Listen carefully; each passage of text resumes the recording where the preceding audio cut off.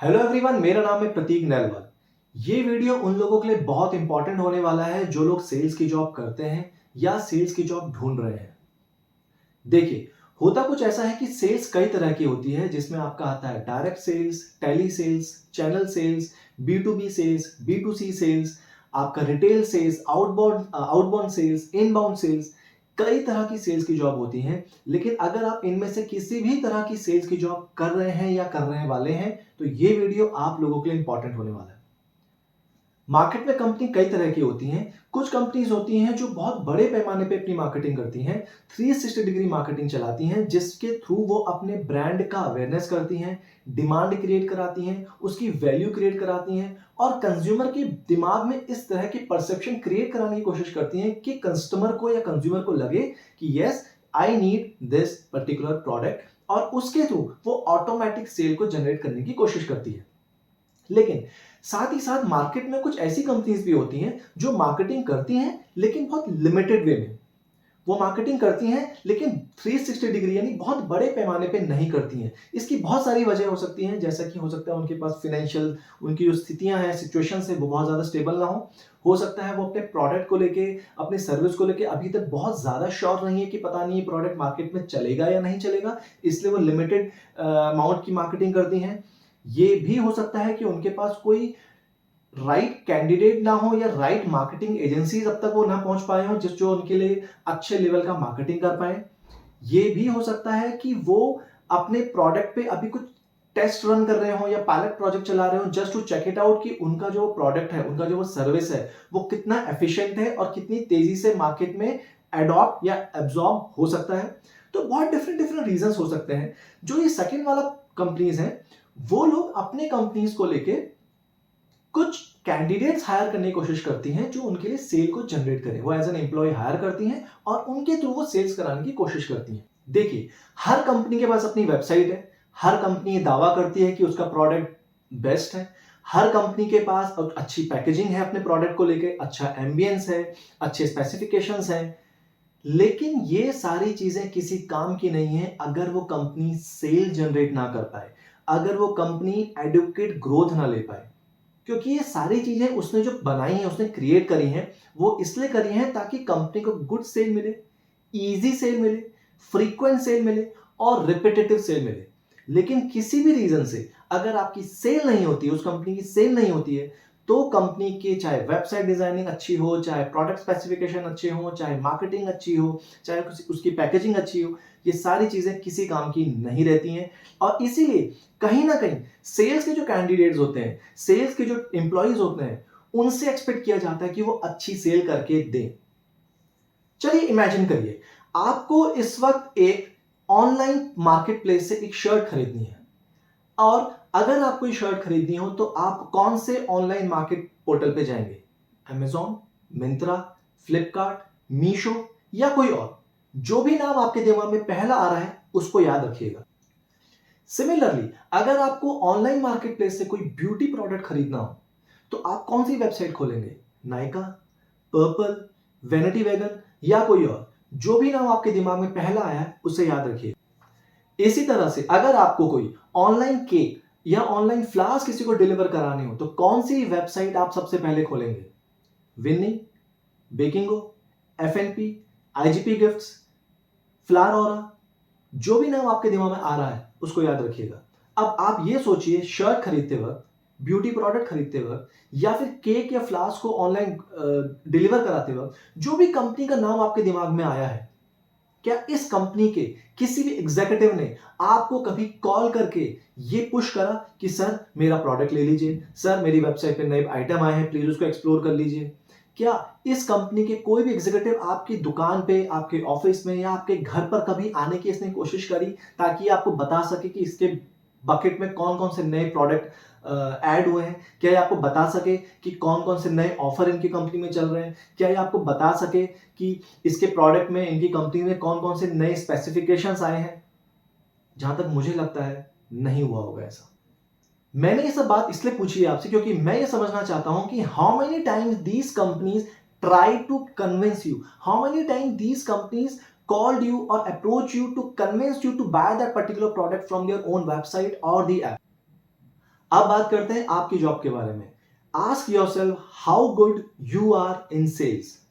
Ask yourself how good you are in convincing your client और customer to get the sale done.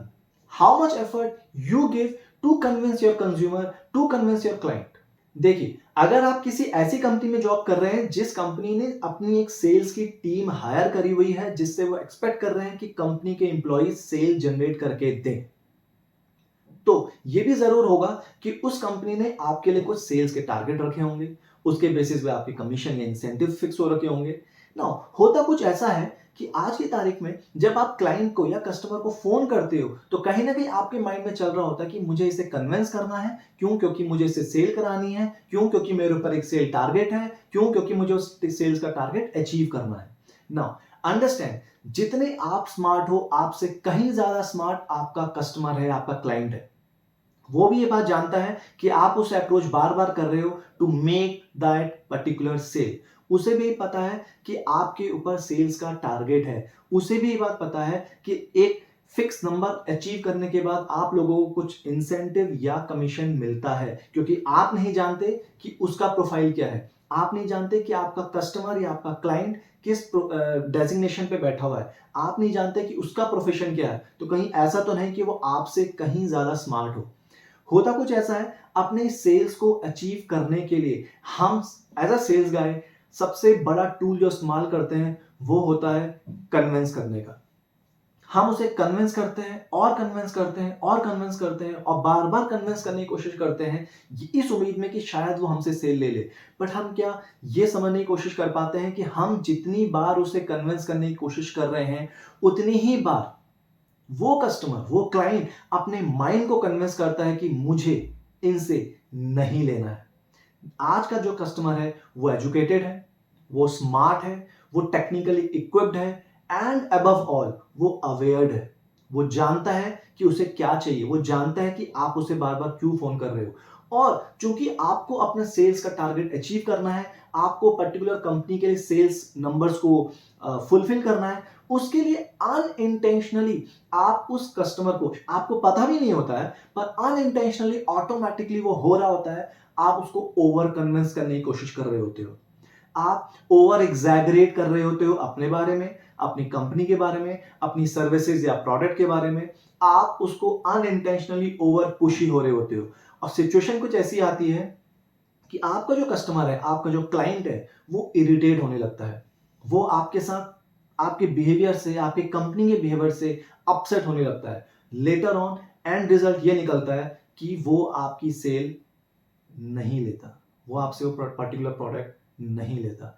Ultimately होता क्या है? आपका loss, आपकी कंपनी का लॉस। सबसे पहले तो आप अपना एक नियम बना लीजिए कि आप अपने कस्टमर को, आप अपने कंज्यूमर को, क्लाइंट को आप कन्विंस नहीं करेंगे। There is no need of convincing your client. देखिए, आप अगर ध्यान से देखें तो आजकल मार्केट में एक जॉब बहुत ज्यादा डिमांड में है, वो है market analyst, data analyst, competitor analyst, product analyst. क्या करते हैं एनालिस्ट लोग? क्या करने की कोशिश करवाती है कंपनी इनसे? ये लोग एनालाइज करते हैं कस्टमर के बिहेवियर को लेके, उसकी ज्योग्राफी को लेके, उसके टेस्ट को लेके, उसकी लाइकिंग को लेके, उसकी चॉइस को लेके, उसके पेमेंट मेथड को लेके, उसके पास्ट एक्सपीरियंसेस को लेके। ये सारी कंपनीज एनालाइज करने की कोशिश करती हैं अब about their consumer, about their customer. Guys, as a sales person अगर आप सेल्स में हैं तो सबसे पहला स्टेप आपको लेना है, आपको कन्विंस नहीं करना है। इसके बदले आपको जो स्टेप लेना है वो ये करना है कि आपको अपने कस्टमर के बारे में ज्यादा से ज्यादा जानना है। Try to understand your consumer, try to understand the requirement and the need of your customer. Try to understand that why that particular customer is looking for that particular service. What is the reason? उसका वजह क्या है? उसको ऐसी क्या उसका profession है? क्या उसकी ऐसी जरूरत पड़ गई है कि उसको ये सर्विस की जरूरत है? ये समझने की कोशिश कीजिए। देखिए, 20 से 25 साल पहले तक क्या होता था, अगर हम आज से 20 साल या 25 साल पीछे जाएं तो उस वक्त क्या होता था, कंपनीज कुछ ऐसे कैंडिडेट्स हायर करती थी जो थोड़े स्मार्ट हों, गुड लुकिंग हो, उनके पास कन्विंसिंग स्किल्स हो और उन्हीं कैंडिडेट से वो अपनी कंपनी के प्रोडक्ट का डेमो दिलवाना हो या प्रेजेंटेशन दिलाना हो, ये वो करवाया करती थी। साथ ही साथ सर्विसेज के बारे में अगर एक्सप्लेनेशन देना हो तो वही लोग करते थे। एट द सेम टाइम वही कैंडिडेट लोग जो है अल्टीमेट सेल भी डन कराते थे, यानी क्लोजिंग द सेल भी वही लोग कराते थे। और ये वाला फॉर्मूला आज से 20 से 25 साल पहले चल जाया करता था, क्योंकि उस वक्त इंटरनेट नहीं है। सबसे बड़ी चीज, डिजिटल मार्केटिंग ऑलमोस्ट नहीं के बराबर थी। जो एडवर्टीजमेंट होता है, जो मार्केटिंग होती, उसके जो मीडियम है बहुत लिमिटेड हुआ करते थे। कस्टमर है, जो कंज्यूमर है, उसके पास अपने हाथ में उसके पास इंटरनेट नहीं है, और अगर है भी तो उस इंटरनेट तक पहुंचने के लिए उसको बहुत दूर जाना है। हर किसी के पास मोबाइल नहीं हुआ करता था।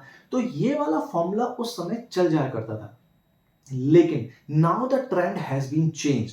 मे be the client is uneducated, may be the client is unskilled, but वो मोबाइल से भी है।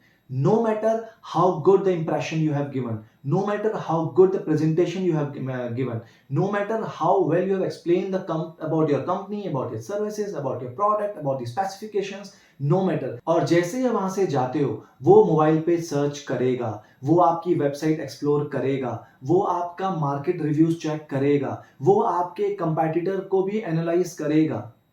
क्या आप आज के तारीख में अपने कस्टमर को इस सब चीजों से करने से रोक सकते हो? नहीं। लेकिन आज से 20 साल पहले, लेकिन आज से 25 साल पहले ये चीजें इतनी इजीली अवेलेबल नहीं थी। तो कस्टमर की मजबूरी ये हो जाती थी, उसकी सिचुएशन ऐसी हो जाती थी कि जो वो आप बोल रहे हो एज अ सेल्स पर्सन, वो आप पे भरोसा करेगा। जो आप कह रहे हो वो आपकी बात से कन्विंस होता था, अगर आपने सही से परफॉर्म किया है, सही से अगर आपने अपने आप को रिप्रेजेंट किया है तो। Now, coming back to that current scenarios, very first thing as a salesperson आपको जो करना है, stop convincing your consumers. अपने कस्टमर को कभी भी कन्विंस करने की कोशिश नहीं कीजिए। रादर ट्राई टू अंडरस्टैंड कि उसकी नीड क्या है, उसके रिक्वायरमेंट क्या है, और कोशिश करिए ये समझने की कि उसकी वो नीड क्यों है, उसको उस चीज की रिक्वायरमेंट क्यों है। अगर आपने छोटे छोटे नुआंसेस को समझना शुरू कर दिया तो बहुत इजीली हो जाएगा आपको अपने कंज्यूमर को समझने के लिए, और अकॉर्डिंगली आप उस पर्टिकुलर सर्विस के बारे में बता सको, जिस पर्टिकुलर सर्विस से आप उसकी प्रॉब्लम को रिजॉल्व कर सकते हो, उस पर्टिकुलर सर्विस को लेके आप उसकी रिक्वायरमेंट को फुलफिल कर सकते हो। सेकेंड स्टेप आपको जो लेना है वो ये है, अगर आप कर सकें as a smart sales person, कोशिश कीजिए अपने कस्टमर की प्रीवियस एक्सपीरियंस को समझने की। हो सकता है उसने पहले भी अपनी इस पर्टिकुलर नीड या रिक्वायरमेंट को फुलफिल करने के लिए कोई दूसरा प्रोडक्ट या दूसरी सर्विस ली हो। ये हो सकता है कि वो पर्टिकुलर सर्विस या प्रोडक्ट उसने आप ही की कंपनी से ली हो, आप ही की कंपनी की ली हो, या आपके किसी कंपैटिटर की कंपनी का यूज किया हो। कोशिश कीजिए उसके उस एक्सपीरियंस को समझने की कि क्यों वो उस पर्टिकुलर कंपनी से स्विच करके आपकी कंपनी के पास आया है, क्यों वो उस पर्टिकुलर प्रोडक्ट से स्विच करके वो इस प्रोडक्ट की तरफ ढूंढ रहा है। अगर आपने ये समझ लिया कि वो क्या ढूंढ रहा है, उसके पास्ट एक्सपीरियंस क्या है, और अगर आपने उस गैप को फुलफिल कर लिया, यकीन मानिए दोस्तों, आपका क्लाइंट आपको छोड़ के कहीं नहीं जाने वाला। अल्टीमेटली हम सभी को एक अपनी लाइफ में ईज चाहिए। अगर वो ईज आप अपने क्लाइंट को प्रोवाइड करा सकते हैं after knowing the gap what he is looking for and what he was delivered before, आपका क्लाइंट आपको छोड़ के नहीं जाएगा। आपको कोई ओवर पुशी होने की जरूरत नहीं पड़ेगी, आपको जरूरत नहीं पड़ेगी उसको अनवांटेड कन्विंस करने की। थर्ड आपका आता है एश्योरेंस। अगर आप जेन्युइनली समझ चुके हैं उसकी नीड और रिक्वायरमेंट, अगर आप जेन्युइनली समझ चुके हैं वो गैप, और अगर आपको लगता है कि उसकी रिक्वायरमेंट, उसकी नीड और उसकी गैप को आपकी कंपनी, आपका प्रोडक्ट फुलफिल कर सकता है, तो अब टाइम आता है सबसे पहले उसको एश्योरेंस देने का कि yes sir, your problem will be resolve with us, you are with a safe hand.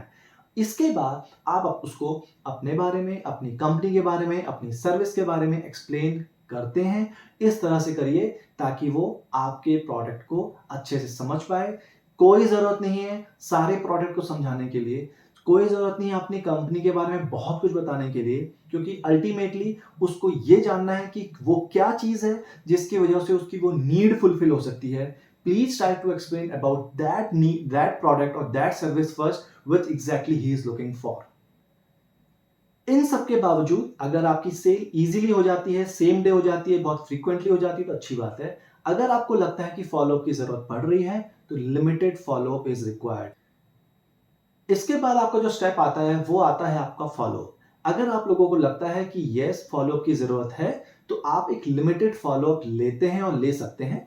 Follow up किस तरह से होना चाहिए, कब कब होना चाहिए, ये इस वीडियो में बताना पॉसिबल नहीं हो पाएगा, क्योंकि फॉलोअप किस तरह से लिया जाएगा, कब लिया जाएगा, ये डिपेंड करता है आपकी कंपनी का प्रोसेस क्या है, आपकी कंपनी का प्रोडक्ट क्या है, आपकी कंपनी किस तरह से अप्रोच करती है अपने कस्टमर को फॉर दी फॉलोअप, कैसे वो री नॉकिंग या रीटारगेटिंग करती है। It depends. तो इस वीडियो में पॉसिबल नहीं हो पाएगा, but yes, take the follow up, but in a very gentle manner and in a limited manner also. Last but not least, जो कि बहुत इंपॉर्टेंट है, मैं फिर से बोलूंगा दोस्तों, do not try to develop your convincing skills. I repeat, do not try to develop your convincing skills, do not try to unwantedly convince your customer, your client, rather develop the skills which helps you to analyze your customer, develop the skills which will help you to know your customer better. At the same time, develop a trait of empathetic behavior. आपका behaviour कुछ इस तरह का हो कि आप अपने consumer को, अपने कस्टमर को बेहतर तरह से समझ पाएं, and this trait, this skill will definitely help you to know your customer better. At the same time you can express, you can explain your company, your product and your services well. So friends, इस video में इतना ही। फिर मिलेंगे किसी और video में किसी और कंटेंट के साथ। तब तक के लिए thank you, bye bye and God bless you all.